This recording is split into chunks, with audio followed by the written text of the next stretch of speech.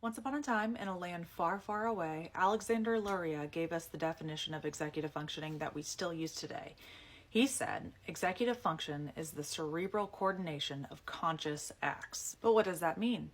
Executive functions are these skills ruled by the prefrontal cortex. They involve lots of different things like planning and organization and working memory and intentional control and emotional regulation and ultimately metacognition, or your ability to think about the way you think.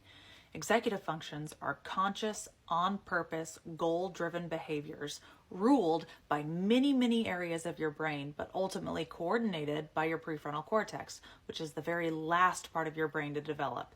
This is the game changer. This is Dr. Abby, and I'm a psychologist, but I'm not your psychologist, and this is not intended to replace your healthcare. People with dysfunctions in executive systems sometimes are diagnosed with disorders like ADHD. Those people have no problem with intelligence. Their IQ can be through the roof. Being intelligent is not the problem. It's their ability to actually execute what their brain wants them to accomplish. It's a doing disorder, not a knowledge disorder. So if you're going to help that person with executive dysfunction, you have to teach the exact skill that you want to see. It can't be floofy. It can't be generalized. It has to be exact and skill specific.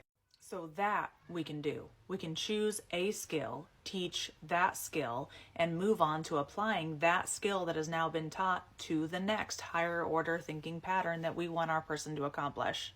And very often, this means modeling the behavior that you want to see yourself.